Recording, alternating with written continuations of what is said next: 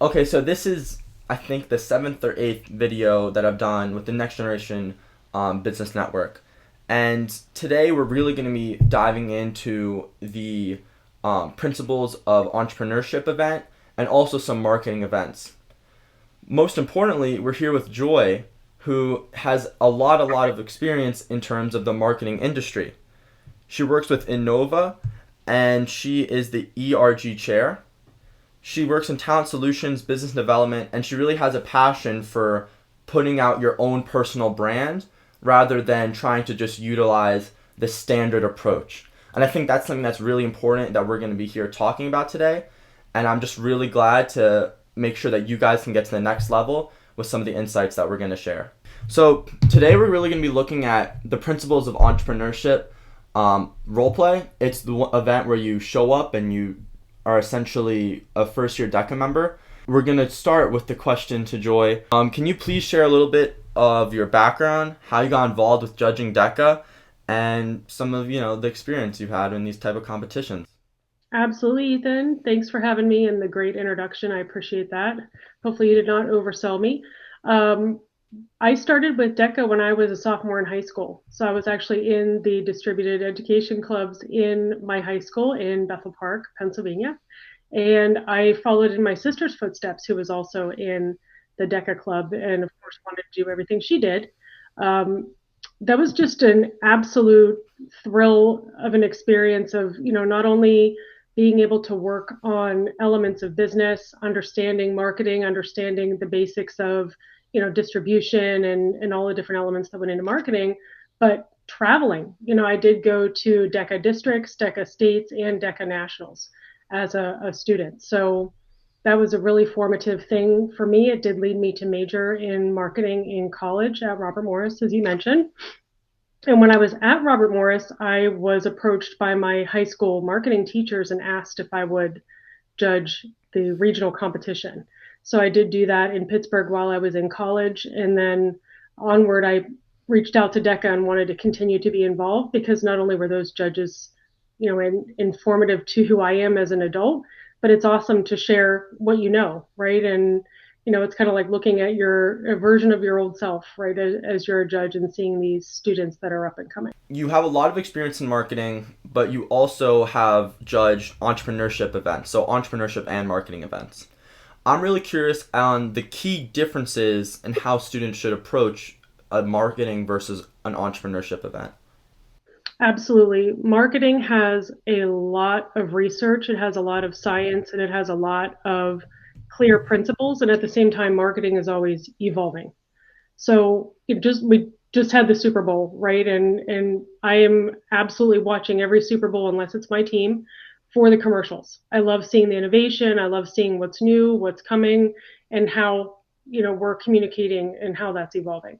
Um, Entrepreneurship for me, as someone who's owned a small business and watched, participated, and worked for other people that were business owners, there's some science to it, but I found people are a lot more about the art of the business. It really can depend on your personality, your style, your goals, your budget, who you've been influenced by, the scale. So marketing for me is a little bit more structured, and entrepreneurship is a little bit more by the seat of the pants in my Yeah. experience. Across the board, typically what you're going to be doing is you're going to get that paper, which you can see on the DECA website, like that practice event paper. And the most important thing there, I think, is really those performance indicators. So I really want to focus in on the judging rubric. And I'm going to really look at the event rubric on an interview day and what specific performance indicators do students often overlook. Just so, for example, some could be, discuss the nature of information management, evaluate quality and source of information, obtain needed information efficiently. Do you ever notice that there's some performance indicators that kids typically miss, or something interesting that you want to add on with that type of idea? I think that, especially given that the last event that I did, it was a lot of people's first event, there Right, were a lot more nerves that were there. right. So I give everyone credit who had the willingness to step up in front of a stranger and start a role play and then get evaluated based on that role play. That's not easy to do, right? And that puts people in an elite group as it is. What I would say is that everybody that did that brought something of their own personality and their own style. And very clearly, I could see some nerves, from each person. So I would just say to anybody, next time they do it, or anybody who's watching this, just go for it. What's the worst that can happen? Take a deep breath. It's going to be a mix of your ability to quickly prepare, but as important as that is just your confidence to just roll with the role play as it comes. So I think, the one thing that was missing for some students, or I'd say maybe the majority of students, was just anything, out of the box, or anything that was like their own unique take on it. A lot of people played it pretty safe and were very, wanted to make sure that they checked the boxes. Very often marketing and entrepreneurship is not about playing it safe. So, check the boxes, that's great, but put a little bit of your own personality, a little bit of your own, character in there, and it's going to be welcome. If I can intervene, because this is actually something that I actually think about this all the time. When I'm going to write a manual presentation, doing a role play, any presentation I've ever done in my entire life, is always that kind of battle of, am I going to try to, bring out my own creativity or my own tone in the presentation? Or if I do that, is that going to take away from the professionalism and the by the book type of approach? When I start doing these type of presentations, and I think when a lot of people do these presentations, they're almost, pushed to, trying to get by the book, because that's, the professional way of doing it. And I'm wondering, from a judge perspective, in terms of just the rubric, in terms of the points that a person is allotted, given that they're both coming in, relatively calm and composed, do you think that someone who really has those, industry term, and like someone who understands the industry terms more thoroughly, who can utilize them in a, decisive manner, has the advantage over someone who doesn't necessarily know the performance indicators and the definitions, by heart, but really puts like that creative spin on it? I think there can be value in each one. For me, it's who did the best at checking the most boxes and also demonstrating what else they thought about, or what else they considered, or what else went into it. In particular, the one entrepreneurship event, there were two different role plays that I did with a number of students. And in one of the role plays, the one category in the rubric, I really struggled to give the high scores, or the scores that I wanted to give, was in the critical thinking. Did they really consider a number of different scenarios? And I realize you're under a time crunch. There's a lot of boxes you're trying to check. But sometimes it's, don't be afraid to say, this is what else I considered, or this is what I struggled with, or this is where my line of thinking went, to kind of, because sometimes ideas beget ideas, and I think so many people didn't want to pivot once they started their role play. But, role playing is a version of improv, and improv is not anything but, meant to be adapted. I think that this is something that we should really think about, because now 2 judges have said that this is essentially the thing that kids are missing. And it's not just for the role play, because John, he judges the prepared events, which are typically that written 10, 20-page presentation. Okay. Right? That critical thinking, that adaptability, that understanding, okay, these are the options, here's the opportunity cost. This is kind of like what I was thinking. He said something very similar, which is that the judge is sitting there basically wondering, well, why didn't you do it this way? Why didn't you do it that way? What was your rationale behind this? And most kids, probably you behind the screen and me too, are going to be going in just saying, oh, well, this is what we did here. I followed this path and this path and this path. And what I'm getting is that it's more important to say, I considered, these alternatives. I tried this, and we adjusted because of these factors, right? Yeah. And I really think that's going to be, in my opinion, the key difference between that top 10%, the kids who start placing, versus, the people who are composed, professional, but you're not showing that critical thinking aspect. And I think that's something that's, even shown in the 21st century skills. In the events, it says 21st century skills, critical thinking, communication, creativity, and innovation. So, if you're going to walk away with one thing, before we keep going, I really think it's that showing your thought process. 100% agree with you. And I have said a number of times in meetings, I'm not always going to start or have the best ideas, but the belief in that starting an idea or starting a thought can lead to a spark. And don't be afraid to look at that. And I think a lot of people don't necessarily, maybe some people approach this as almost like a test, like a pass fail test, or they're looking to just make sure that they passed the test rather than what is the best version of my experience, my thoughts, my ideas that I can bring and present. But also recognizing that me as a judge, I've seen and lived and done a few more things just in this period of life than the students have. So trying to put it in the perspective too, this is someone who's up and coming for where they're at. How are they evaluating? Not how does it resonate compared to what I would do where I'm at in this stage of my career too. So I do try to be very fair and balanced and think that way as well. Okay, so yesterday John said that usually he wouldn't find someone who is kind of neck and neck in terms of the point distribution. And unfortunately, when you're trying to go to ICDC, the nationals, it's typically, neck and neck. It's going to be, top three go and maybe 20 kids compete. And the score distributions, in my opinion, for most events are really marginal. Yeah. So my question to you, Joy, is in terms of the rubric, or maybe not in terms of the rubric, maybe in terms of just composure, what do you think is that defining factor that lets one student go from the very good presentation to, okay, you're going to go to, nationals, you really made it? Do you think it's that performance indicator? Is it something with the exceed expectations in the performance indicator? Is it that 21st century skill? Is it really just the way they walk into the room, the composure? I mean, what do you think is that defining factor when on those close, margin calls? If I had to summarize it, I would boil it down to emotional intelligence. How related is that person to me? I've had students come in that just, it's almost like I wasn't there and they were just giving their presentation, thank you, and going. Then I had other students that came in, made eye contact, shook my hand, hi, how are you? And then very naturally started, and everybody's at a different level of presentation. But I would keep in mind the overall concept behind what we're doing is around marketing. And in what you're doing when you're presenting to someone is you're presenting your personal brand to them. So kind of already deciding up front, what is my personal brand?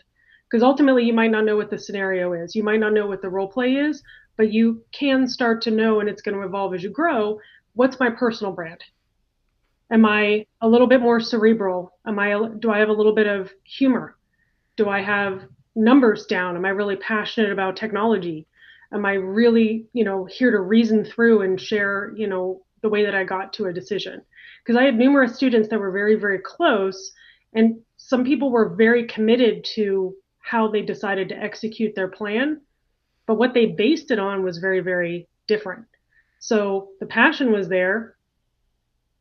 So then it's okay, now thinking about the reasoning, how did you get where you got? And why?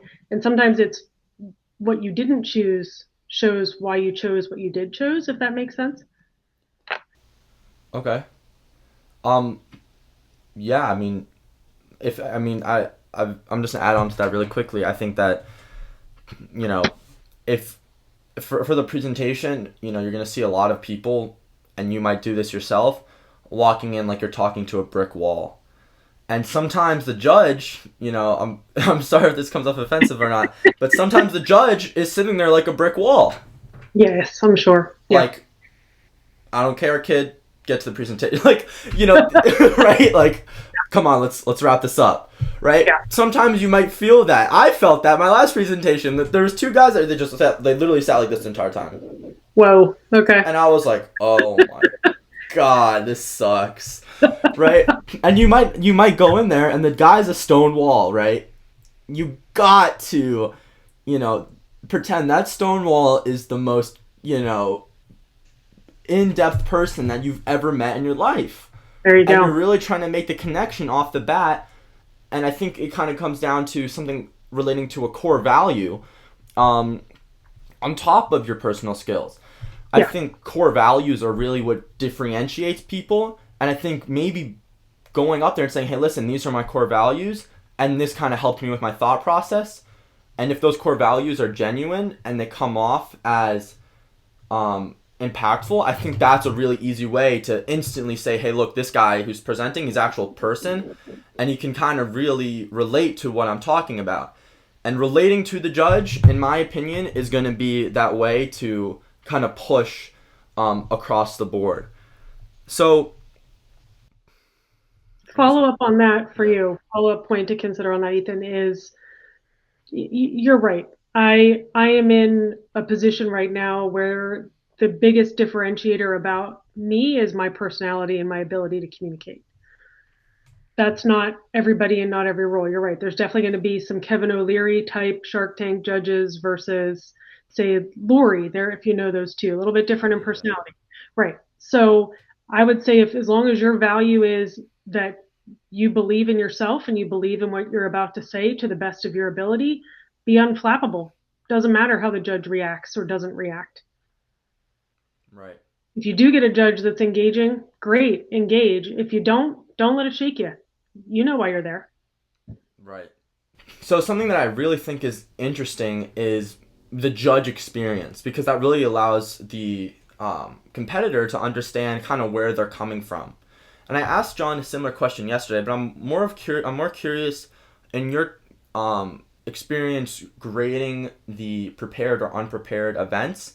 How long are you spending when you're looking at that written paper before you say, all right, I'm gonna check here, check here, check here? Or for the role play, how long are you waiting before you say, listen, I'm just going to put this down? Do you ever put a number down and say, wow, I actually have to change this? As a judge, for me, the most important thing for me was not being biased. So I really made sure to carefully to review the criteria, even in between each student or group of students, depending on the category, to ensure that I was fresh and looking at each person based on the criteria and not based on the person that presented before them or after them.